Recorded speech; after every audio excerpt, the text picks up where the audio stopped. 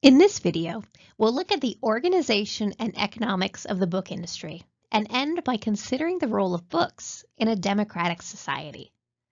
Like many other mass media industries, book publishers are often global corporations with ownership concentrated in a small number of major players. Across the world, the top publisher in terms of revenue as of 2018 was Great Britain's Pearson, who publishes textbooks and educational materials to the tune of more than $6 billion. Three of the other top five sell professional books, with Bertelsmann, whose holdings include Penguin Random House, as the only trade publisher in the top five. Regardless of whether they sell hundreds of books or hundreds of millions, book publishers are structured roughly the same. It's the job of an acquisitions editor to seek out authors and offer them contracts to publish specific titles.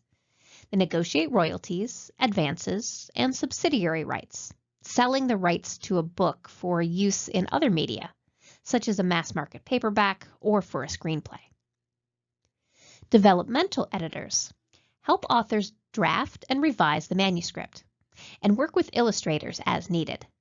Copy editors fix spelling, punctuation, grammar, or style issues with the manuscript, while design managers determine the look and feel of the book, making decisions regarding the layout and book cover. Worldwide, the book publishing industry accounted for well over $100 billion in sales and revenue as of 2017.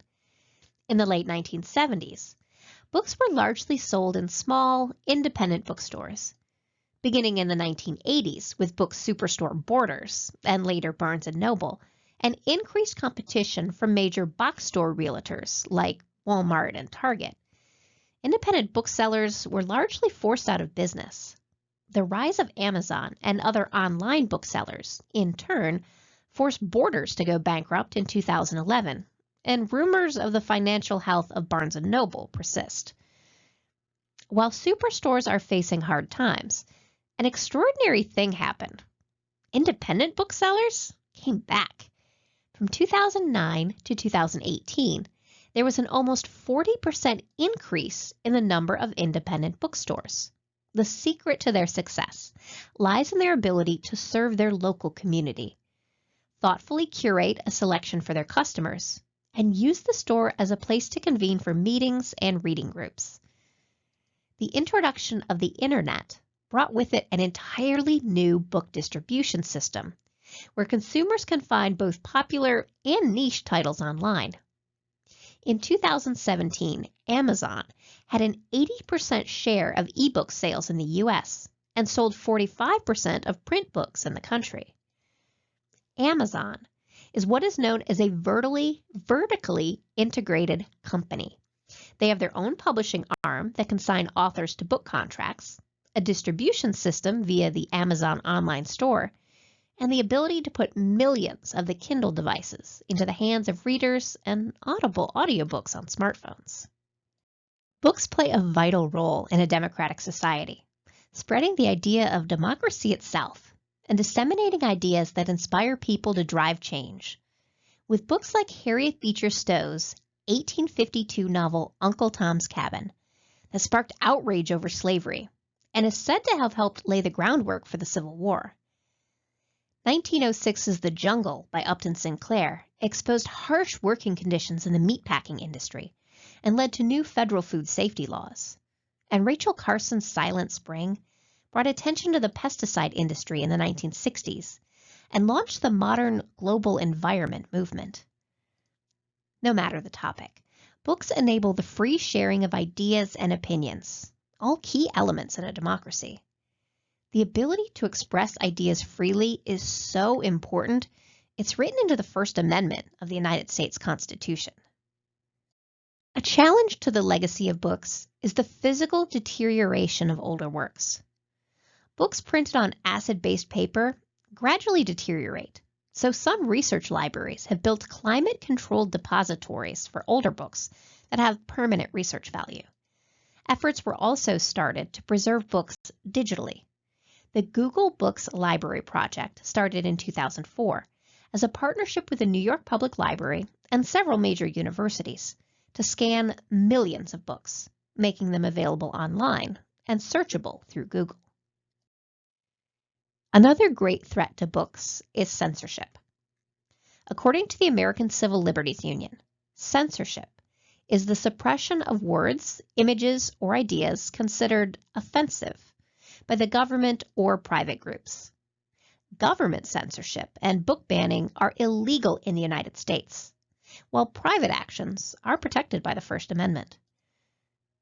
But citizens can force the removal of a specific book from public or school libraries if enough people file a complaint, called a book challenge. The American Library Association compiles a list of the most challenged books in the country, with common reasons for the challenges: the inclusion of sexually explicit passages, offensive language, occult themes, violence, LGBTQIA+ themes, promotion of a religious viewpoint, nudity, and racism. The ALA defends the rights of libraries to offer material with a wide range of viewpoints and does not support removing books. So what kind of books are being banned? According to the American Library Association, 377 book challenges were made in 2019. The most challenged book was George, written by Alex Gino, for, among other reasons, including a transgender character. The next 3 books also include LGBTQIA+ content, along with the political viewpoints in A Day in the Life of Marlon Bundo, and discussion of sex education in Sex is a Funny Word. LGBTQIA+ themes are also present in 4 of the next 6 top challenge books, including another that features a transgender character. Margaret Atwood's dystopian fantasy, The Handmaid's Tale, which is also a series on Hulu, is challenged for its use of profanity, vulgarity, and sexual overtones.